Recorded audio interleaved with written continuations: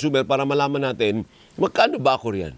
Magkano ba ang refund ko dyan pagdating po ng hopefully August 2026 billing? Hindi ko lang alam kung mahahabol pero yun ang target kasi may time pa naman para maihabol yan sa electricity bill. Magandang umaga sa iyo, Chairman Nino Juan ng Energy Regulatory Commission. Hi, sir. Hello, Alvin. Magandang umaga at sa lahat ng mga sumusubaybay. Opo, unahin na po natin yung request ni Sir Pete. Gusto nilang sa NASICOR na mailagay ano ba specific na equivalent ng refund ko dahil sa utos po ng ERC sa Meralco?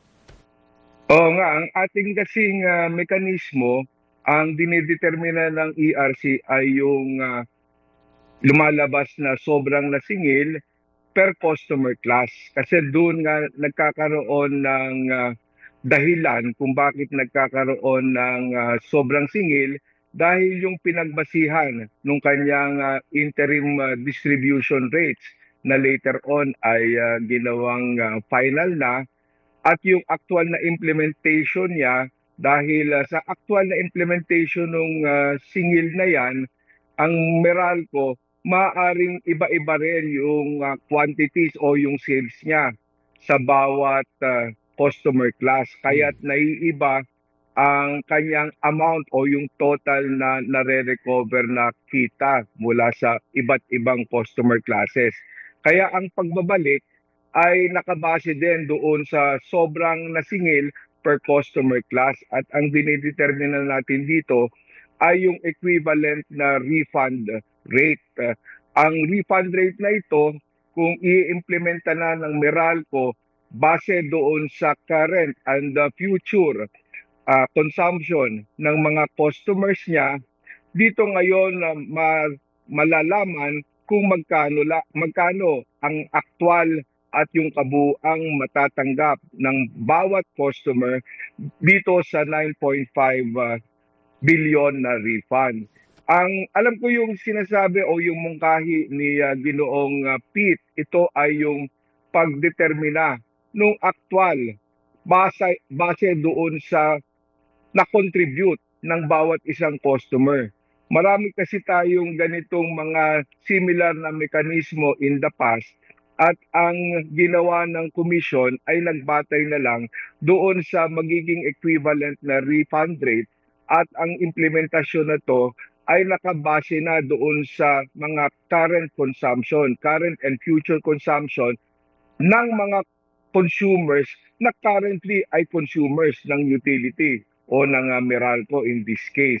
Kasi kung talagang gagawin mong 1:1 kung magkano yung actual na contribution, halimbawa ni Juan de la Cruz, doon sa naging kabuang sobrang singil na yon, at yun lang ang ibabalik mo doon sa kay Juan de la Cruz, abay, ang pinag-uusapan natin dito ay milyon na customer at maaring yung mga aktual na customer na yon noong nakalipas ay hindi na yung aktual na customer ngayon ng utility. So yun yung trade-off doon sa ganitong klase ng pagpapatupad ng mga mekanismo tulad ng refund or collect o yung mga over or under recovery. So, pero alam natin yung kung saan nanggagaling si Ginoong Ilagan at ito nga talaga yung ideal.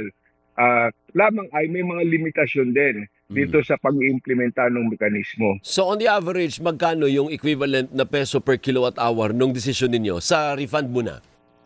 Oo, doon sa refund, kapag ikaw ay residential customer, ang magiging refund sa iyo ay 0.5861. Ito yung pinakamalaki na magiging refund. Yung mga flat street lights ang susunod, 57 centavos. General Services B, 0.3879. At yung government hospitals, etc., 0.23 centavos. At iba pa. Ang average na magiging refund rate para sa lahat sa kanila ay 0.3448. Pero doon sa residential, dito may pinakamalaki, 0.5861 centavos. Sa average, so average pala sa pangkalahatan nasa 38 centavos. 34. 34 centavos per kilowatt hour lang, ano po? Oo. Okay, ngayon doon sa, Oo. sa obserbasyon nila, Attorney Nino, na palagi na lang may refund ang Meralco. So ibig sabihin, sobra palagi ang sinisingil niya sa mga consumer niya? Ito ay may kinalaman hindi doon sa metodolohyang performance-based regulation, kundi ito ay dahil doon sa naging mga delays sa implementasyon ng rate reset under the PBR. Matatandaan, lagi kong sinasabi, mahigit isang dekada na hindi pa nakapagtatakda ng singil muli ang komisyon sa ating mga private distribution utilities. At dito na nga lang nung ako na nakabalik sa komisyon, dito na lang nasimulan ulit ang pagkakaroon ng rate reset sa mga private distribution utilities at malapit na nga tayo magdesisyon sa Group A at kasama dito ang Meralco. So ano ang ginawa ng komisyon dito sa loob ng mahigit isang dekada na naantala yung kanilang pagre-reset? Nagkaroon ng resolusyon ang komisyon at sinabi na para dito sa mga taong ito na tinawag na lapsed years, ang gagawin na lang ay magkakaroon ng kumpirmasyon at true-up na mekanismo.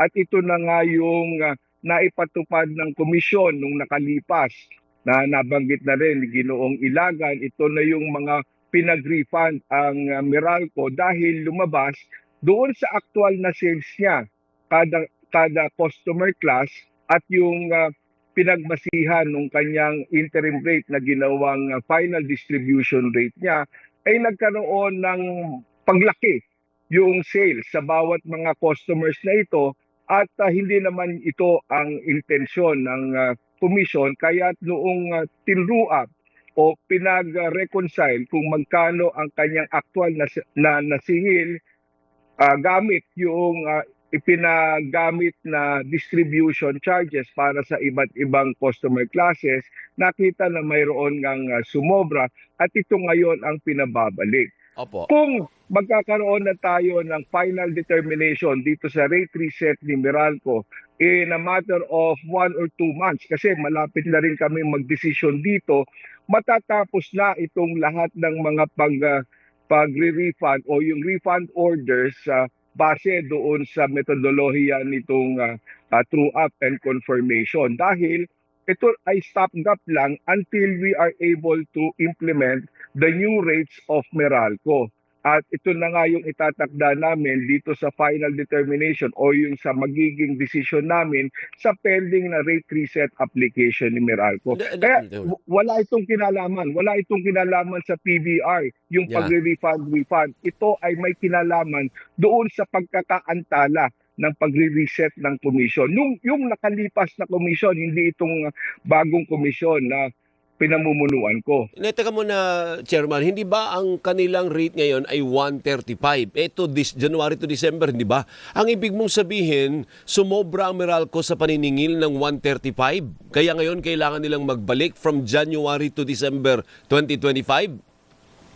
Hindi, tama yung ginamit nilang singil, kaya lang doon sa pinagamit sa kanilang singil, nakabata yan sa actual sa determinate na kilowatt hour sales o yung dapat niyang nare-recover na revenue requirement mula sa iba't ibang customers.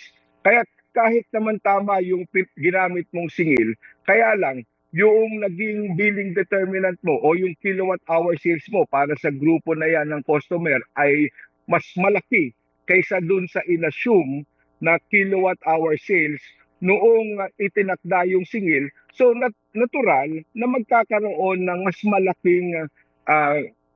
malaking revenue out of that kasi ano lang yan price times quantity. So kung mas malaki yung quantity, pareho lang din yung presyo na ginamit o tama yung presyo na ginamit pero yung quantity ay mas malaki. So mas malaki yung produkto, yung product. Kaya ito ngayon ang dinidetermina kung ano yung actual na revenue versus yung dapat lang na revenue na nasingil niya o na generate niya para sa kanya. Sige. Okay, set aside na muna natin yung nosebleed na yun. Pag-usapan kuryente talaga, nosebleed. Yung mga kababayan natin sa total mahirap intindihin. Pero wala, kailan mag-effort po tayong intindihin. Ano? Doon naman sa utos ninyo na under recovery, ibig sabihin may sisingilin pa po sa atin ang Meralco na ibibigay niya sa mga generation, transmission at gobyerno. Paano naman po yun? Bakit may ganyang sistema, Chairman? Oo, yung ating kabuuang electricity bill, binubuo yan para sa utility o yung distribution charges at yung pass-through charges. Itong pass-through charges ay ito naman yung ibinabayad ng utility para sa kanyang generation supplier, para sa transmission, para sa mga government agencies, para sa buwis, para sa mga subsidies, etc. So itong pass-through charges, dapat ay walang kinikita ang utility. Kaya nagkakaroon tayo ng confirmation process para nang sa ganon ay matingnan kung magkano ang actual na na-recover ng isang utility versus yung actual na cost niya o yung actual na pass-through cost na ibinayad naman niya dito sa generator, transmission, etc. So, supposedly, every 3 years yan ginagawa ng komisyon. At pagkatapos ng 3 years, ikukumpirma, titingnan lahat yung nasingil, titingnan yung mga invoices, titingnan lahat yung pinagbayaran ng utility at malalaman kung mayroong sobra or kulang doon sa nasingil ng isang utility. Kaya lang sa kaso ng Meralco at sa marami pang mga utility, nitong nakaraang mga komisyon nga, hindi sila nagkukumpirma kaya in the case of Meralco, umabot ng 12 taon. Bali, nagkapatong-patong 4 na confirmation na cases itong dinesisyonan ng ERC ng isang joint decision at dito natukoy na mayroon pang dapat makolekta ang Meralco pagdating primarily doon sa generation dahil meron siyang hindi nasingil na kanya nang inaibayad sa kanyang mga suppliers. Magkano At yun, ito attorney? Magkano lahat? ang malaki doon sa generation na dapat ay kolektahin ay maabot ng 7.2 billion or equivalent to 0.07 over 36 months. So ito naman yung bulk ng 8.7 na under recoveries ng Meralco na kinumpirma ng commission. Also take note, hindi lahat ng mga pass-through charges nagresulta ng under recoveries. Merong over recoveries, merong under recoveries kasi ang tinitingnan natin dito ay per pass-through charge. So hinihimay talaga yan isa-isa at dinidetermina kung sa particular na pass-through charge sheet na yan kung nagkaroon ng over or under recovery. At ito na nga yung sa kaso ng Meralco, yung kanyang ibinayad. Ito ibinayad na sa mga generation suppliers ng Meralco ay mas malaki kaysa doon sa kanyang na-recover gamit yung kanyang generation charge na inimplementa over this confirmation period. So hiwalay na line ito, no? Sa August na po ito, Chairman, may hiwalay na line yung refund na nasa average na 34 centavos. May hiwalay din na linya itong bawi naman, yung under recovery naman.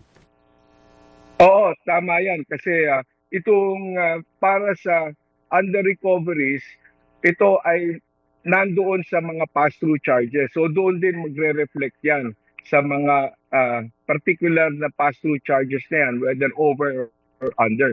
Pero pagdating doon sa refund noong 9.5 billion, ito ay magre-reflect sa ating mga bill as a separate line item pero nakasama siya doon sa distribution part ng ating bill. Kasi itong refund na ito ay may kinalaman doon sa distribution charge na para sa Meralco.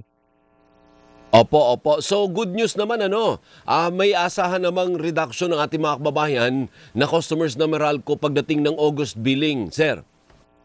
Oo, ang nasa decision ay ipapatupad dito sa next billing cycle ng Meralco. So biyernes namin ito na promulgate at siguro by today ay mayroong kopya na o na-receive na formally ng Meralco. Kaya kung ang pagkakatanggap niya nitong desisyon na ito ay aabot pa sa kanyang August billing cycle, ay maaari na niyang implementa ito. Sige. Pero kung hindi ito umabot, maaari sa susunod na buwan na sa Setyembre. Pilitin nyo po na August kasi para good news sa ating mga kababayan, sir. Ano? Thank you. Oo. Maraming salamat, Oo. Chairman. Oo. Buhay po kayo. Thank you. Maraming salamat, Alvin. Attorney Nino Juan po ang chairman ng Energy Regulatory Commission. Pihit po kagad tayo dahil we have 5 minutes left kay Secretary Francis Tolentino ng Department of Labor and Employment. Makibalita lang po tayo pagkatapos nung nilabas ng korte